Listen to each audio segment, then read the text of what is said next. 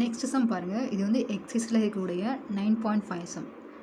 இது எந்த மாடல் அப்படின்னா சர்க்குஃபரன்ஸ் ஆஃப் லைட் சோர்ஸ். ஓகேவா? ஒன்றும் இல்லை, நம்ம பார்க்கலாம். ஃபஸ்ட்டு என்ன கொடுத்துருக்காங்க, ஒரு சின்ன பல்ப் இருக்குது. இங்கே small bulb is place at bottom of tank. ஒரு டேங்கோட கீழே வந்து வச்சுருக்காங்க பல்ப் வந்து. இப்போ இது டேங்க் கன்சிடர் பண்ணிக்கோங்க. இது பாட்டம். அப்புறம் கண்டெய்னிங் வாட்டர். அந்த டேங்க்கில் என்ன இருக்குது, containing water to a depth of 80 centimetre. இது வரைக்கும் இருக்குது 80 சென்டிமீட்டர் வரைக்கும் நமக்கு வந்து தண்ணி வந்து ஃபில் பண்ணி வச்சுருக்காங்க. What is the area of surface of water through which the light from the bulb can emerge? ஒன்றும் இல்லை, இப்போ நார்மலாக நீங்கள் பார்த்துருப்பீங்க. இப்போ ஒரு டேங்க்கு, அதில் தண்ணி வச்சுருக்காங்க. தண்ணி கீழே வந்து ஒரு லைட் வச்சுருக்காங்க. இப்போ இது என்ன ஆகும் அப்படின்னா, நார்மலாக பார்க்கும்போது இது வந்து அப்படியே ரெஃப்ளெக்ஷன் ஆகும். அப்படி தானே, தண்ணி கீழேருந்து வெளியே வரும்போது ரெஃப்ளெக்ஷன் ஆகி வெளியே வந்துட்டுருக்கும். அது நம்மளுக்கு பார்க்க எப்படி இருக்கும், வெளியேருந்து பார்க்கும்போது எப்படி இருக்கும்னா சர்க்கிள் மாதிரி க்ரியேட் ஆகும். பார்த்துருக்கீங்களா நீங்கள்?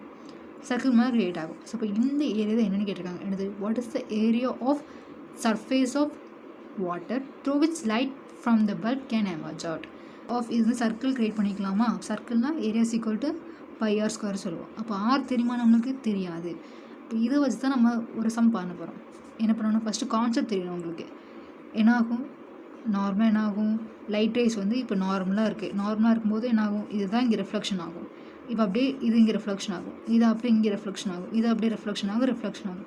இப்போ கொஞ்சம் போக போக ஆங்கிள் இன்க்ரீஸ் ஆக என்ன ஆகுது அப்படின்னா நம்மளுக்கு அது டீவியேஷன் வந்து அதிகமாகிட்டே இருக்கும். அப்படி தான் டீவியேஷன் அதிகமாகிட்டே இருக்கும். ஒரு செட் ஆஃப் கண்டிஷனுக்கு அப்புறம் என்ன ஆகும், கிரேசிங் எமர்ஜென்ஸ் சொல்லுவோம். அதாவது அந்த நார்மலுக்கு பெர்பெண்டிகுலராக இருந்துச்சு அப்படின்னா இந்த லைட் ரேஸ் வந்து இப்படி வர லைட் ரேஸ் வந்து இப்படி போகணும், ஒன்று இப்படி போகணும், அப்படி இப்படி போகும், இப்படியே போய்கிட்டே இருக்கும். ஒரு கண்டிஷனுக்கு அப்புறம் என்ன ஆகும் அப்படின்னா இது வந்து ஸ்ட்ரெயிட் ஆகிடும். அதாவது நார்மலுக்கு ஸ்ட்ரெயிட் லைனாக கிரியேட் ஆகும். ஓகேவா?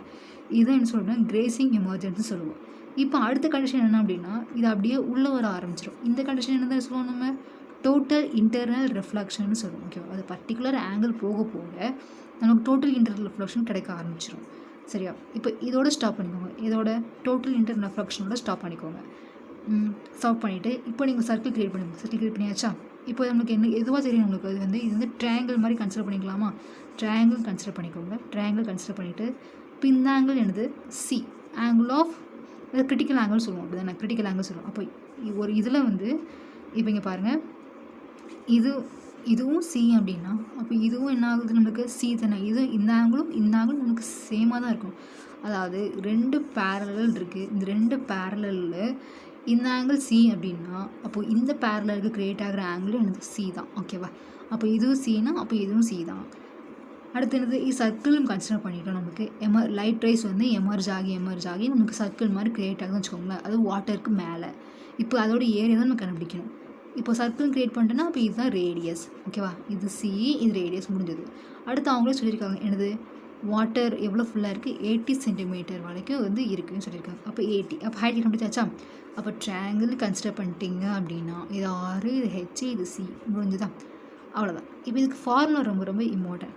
R is equal to H tan C, அப்படி இல்லைனா R is equal to H divided by root of mu square minus 1. உங்களுக்கு ஆங்கிள் கொடுத்துருந்தாங்கன்னா இந்த ஃபார்முலா யூஸ் பண்ணுங்கள். அப்படி இல்லைனா ரிஃப்ராக்டிவ் இண்டெக்ஸ் கொடுத்துருந்தாங்க அப்படின்னா இந்த ஃபார்முலா யூஸ் பண்ணுங்கள். சரி, இது எப்படி வந்தது, டான் சி. அப்போது angle opposite side divide by adjacent side. அப்போ tan C equal to R divide by H. அதை நம்ம இப்படி எழுதியிருக்கோம். எது, tan C equal to R divide by H. அப்போ R equal to tan C into H, முடிஞ்சுதான். அடுத்தது இப்போ டான் சிக்கு பதிலாக 1 root of mu square minus 1. ஓகேவா? அப்போ இது நீங்கள் தெரிஞ்சுக்கோங்க. இது ஒரு ஃபார்முலா, இது ஒரு ஃபார்முலா, ரெண்டு ஃபார்முலா தெரிஞ்சுக்கோங்க. எதை கொடுத்துருக்கோங்களோ அதுக்கு ஏற்றப்ப நீங்கள் மேட்ச் பண்ணி எழுதிக்கோங்க. ஃபஸ்ட் என்ன செய்யணும், நம்ம ஆர் கண்டுபிடிச்சிடலாமா? ஆர் ஈக்குவல் டு 80, அதாவது ஹைட் எவ்வளோ 80 divided by root of water reflective எவ்வளோ கொடுத்துருக்காங்க 1.33. ஓகேவா? 1.33 நம்ம வந்து நம்மளுக்கு ஏற்றாலும் மாற்றிக்கிறோம். 1.3 டிவைட் பண்ணிங்க அப்படின்னா 4/3. ஓகேவா? 4/3 வந்துடுமா? 4/3 ஹோல் ஸ்கொயர் மைனஸ் 1. சரி, சிம்பிளிஃபை பண்ணுங்கள். 16/9 மைனஸ் 1. 16/9 மைனஸ் 1 என்ன ஆகும், 7/9 கிடைக்கும். அப்போ 80 × 3 டிவைட் பை ரூட் ஆஃப் 7. இதுதான் ஆரோட வேல்யூ. ஓகேவா? இது ஆரோட வேல்யூ. இப்போ நீங்கள் என்ன செய்யுங்க, இதை கொண்டு ஏரியா ஆஃப் அந்த சர்ஃபேஸில் வந்து சப்ஸ்டியூட் பண்ணிங்க. எனது πr ஸ்கொயர் சப்ஸ்டியூட் பண்ணுங்கள். 3.14 × 80. அதாவது இதை வந்து சிம்பிளிஃபிகேஷன் பண்ண வேண்டாம். யாருக்குமே நம்ம ஆக்சுவலாக இங்கே ஸ்கொயர் இருக்கிறதுனால சிம்பிளிஃபிகேஷன் பண்ண வேண்டாம். அதை நீங்கள் டேரெக்டாக எழுதிட்டு சிம்பிளிஃபிகேஷன் பண்ணிக்கோங்க. அப்போ 18/3/7 இன்ட்டு 18/3/7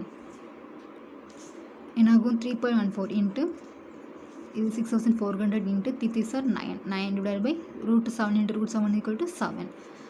அப்புறம் இதை கேன்சல் பண்ணுங்கள். கேன்சல் பண்ணிங்கன்னா 25837.7 மீட்டர் ஸ்கொயர் நம்மளுக்கு சென்டிமீட்டரில் வேணும் நமக்கு ஆன்சர். வாட்டரோட டெப்த்தில் கொடுத்துருக்காங்க அப்படின்னா 80 சென்டிமீட்டர் கொடுத்துருக்காங்க. ஸோ அதனால் சென்டிமீட்டர் கன்வெர்ட் பண்ணுங்கள். கன்வெர்ட் பண்ணிங்க அப்படின்னா 2.58 சென்டிமீட்டர் ஸ்கொயர். அப்போ ஏரியா = 2.6. இங்கே 58 இருக்கிறதுனால இங்கே 6 ஓகேவா. அப்போ 2.6 சென்டிமீட்டர் ஸ்கொயர் அவ்வளோதான். இப்போ ஈஸி தான். இதே மாதிரி இது வந்து எக்ஸசைஸ் தான். உங்களுக்கு ப்ரீவியஸ் இயர் கொஸ்டின் ஒன்று இருக்குது. அப்போ இது நீங்கள் ட்ரை பண்ணுறீங்களா? இதுதான் அந்த சம். சரி ஓகே, ட்ரை பண்ணிட்டீங்களா? கிட்டத்தட்ட அதே மாதிரி சம் தான், கொஞ்சம் டிஃப்ரென்ஸ். என்ன கொடுத்துருக்காங்க? Point source of light place 4 metre below the surface of water. வாட்டர்லேருந்து கீழே எவ்வளோ கொடுத்துருக்காங்க? 4 மீட்டரில் வந்து லைட்டை வந்து வைக்கிறாங்க. வாட்டர் ரிஃப்ராக்டிங் இன்டெக்ஸ் எவ்வளோ? 5/3. சின்ன டிஃப்ரென்ஸ் என்னது? The minimum diameter of a disc which should be placed over the source. இப்போ சோர்ஸ் என்னது? இதுதானே சோர்ஸ். நம்மளுக்கு சோர்ஸில் இருந்து மேலே ஒரு டிஸ்கை வந்து வைக்கணுமா? ஓகேவா. டிஸ்கை வைக்கணும் அப்படின்னா on the surface of water to cut all light coming out of water. இங்கேருந்து வெளியே வருது அப்படின்னா லைட்டு ஃபுல்லும் வெளியே வருது. இப்போ வெளியே வரும்போது எல்லா லைட்டையும் கட் பண்ணணுமா? அதாவது கட் பண்ணுற மீன்ஸ் அதை ஃபுல்லாக மறைக்கிற மாதிரி வச்சுக்கோங்களேன். மறைக்கிற மாதிரி நம்ம மேலே வந்து ஒரு டிஸ்கை வந்து வைக்க போகிறோம். அப்போ அதோடைய டயமீட்டர் எவ்வளோ, டிஸ்கோட டயமீட்டர் எவ்வளோ இருக்கணும் அப்படின்னு சொல்லி கேட்டிருக்காங்க.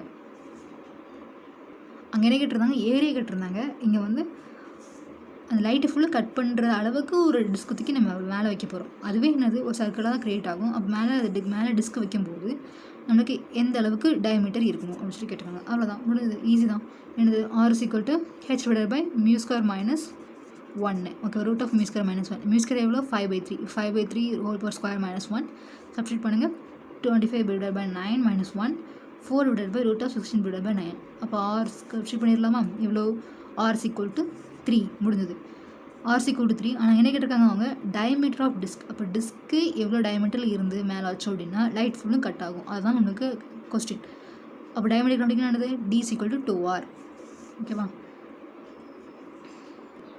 D = 2R. அப்போ 2 × 3 3 = 6. அவ்வளோதான். டயமீட்டர் = 6.